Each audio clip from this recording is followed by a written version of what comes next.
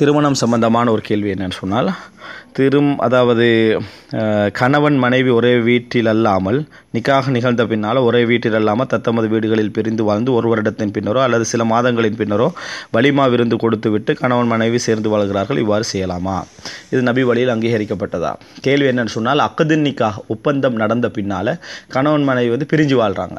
ஏதோ ஒரு காரணமாக, கல்வி காரணமாக, எஜுகேஷன் காரணமாக இருக்கலாம், அல்லது பொருளாதார ஒரு நிலை காரணமாக இருக்கலாம். ஏதோ ஒரு நோக்கத்தை அடிப்படையாக வைத்து அவர்கள் பிரிந்தனா அவங்க சண்டை பிடிக்கல, பிரிஞ்சு வாழ்கிறாங்க, சேரலை.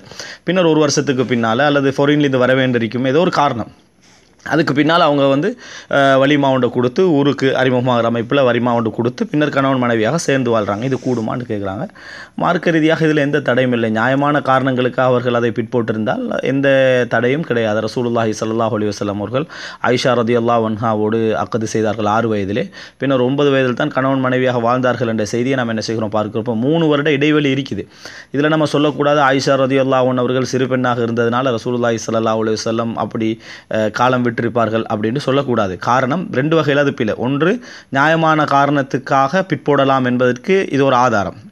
இரண்டாவது வகையில் என்ன பிள்ளைன்னு சொன்னால், ரசூலுல்லாஹி ஸல்லல்லாஹு அலைஹி வஸல்லம் அவர்களுக்கு அக்து செய்கின்ற நேரத்திலேயே தெரியும் ஆயிஷா ரதியல்லாஹு அன்ஹா ஒரு சின்ன பெண்ணுன்னு சொல்லி. இன்னொரு 3 வருடத்துக்கு பின்னால் தான் குடும்ப வாழ்க்கையில் ஈடுபடலாம் என்பதும் ரசூலுல்லாஹி ஸல்லல்லாஹு அலைஹி வஸல்லம் அவர்களுக்கு தெரிந்திருந்தும் அந்த அக்தை ரசூல் ஸல்லல்லாஹு அலைஹி வஸல்லம் அவர்கள் நேரத்தோடு செய்கிறார்கள் என்று சொன்னால், ஒரு அக்தை செய்துவிட்டு லேட்டாக்குவது, வேறு நியாயங்களுக்காக, எஜுகேஷனோ ஏதோ ஒரு காரணமாக அவர்கள் லேட்டாக்குவது என்பது நியாயமான காரணமாக இருந்தால் தவறு கிடையாது.